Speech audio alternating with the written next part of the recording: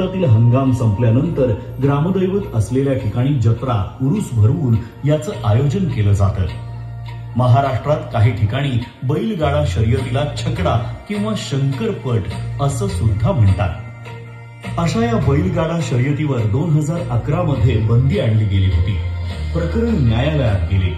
यावेळी अनेक बैलगाडा संघटनांनी, समाजातील अनेक प्रतिष्ठित लोकांनी, महाराष्ट्रातील बैलगाडा प्रेमींनी बैलगाडा शर्यत पुन्हा सुरू व्हावी यासाठी आग्रह धरला।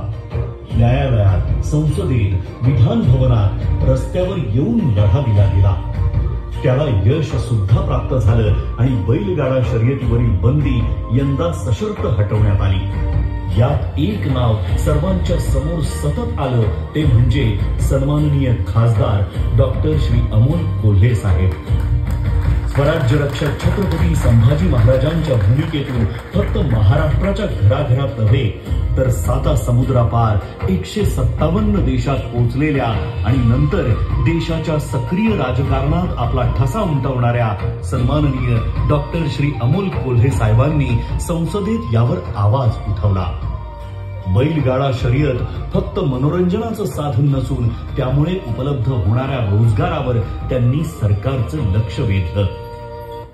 महामहिम राष्ट्रपति जी के अभिभाषण में पशुधन के बारे में, पशुधन के विकास के बारे में, उनके आरोग्य के बारे में बात कही गई है। इसी मामले में एक बहुत अहम मुद्दे पर मैं ध्यान आकर्षित करना चाहूंगा जो महाराष्ट्र से लेके, और वो है बुलक कार्ट रेस या बैलगाड़ा शर्यत जिसे हम कहते हैं। The tradition is for more than 400 years, which is facing ban since 2011. Bull, though it's a domestic animal, was included in government gazette as protected animal, and that's why there was a ban on bullock cart racing. But let me tell you, sir, bullock cart racing is not only a means of entertainment, but it could be a potential source to strengthen the rural economy. क्योंकि इसमें न सिर्फ बैलगाड़ा मालिक शामिल होते हैं, बल्कि इसमें छोटे बड़े व्यापारी जो होते हैं, तो आइस फ्रूट बेचने वाले से लेके, भेल बेचने वाले से लेके, ट्रांसपोर्टेशन वाले तक, ये रूरल इकोनॉमी को बहुत बड़ा स्ट्रेंथन करने वाला मुद्दा बन सकता है। ऐसा मेरा अनुमान है, ऐसा मेरा मानना है। आणि शेवटी तो सोनेरी दिवस उजाडलाच आणि त्यांनी त्यांचा शब्द पाळला, तेही कुलदैवत खंडोबाच्या दारी। साहेब, तुमचा राजकारणातील बैलगाडा शर्यतीसाठीचा लढा आम्ही पाहिला। आता प्रतीक्षा असेल अभिनेता आणि निर्माता म्हणून बैलगाडा शर्यतीवर आधारित तुम्ही जाहीर केलेल्या चित्रपटाची। जय महाराष्ट्र।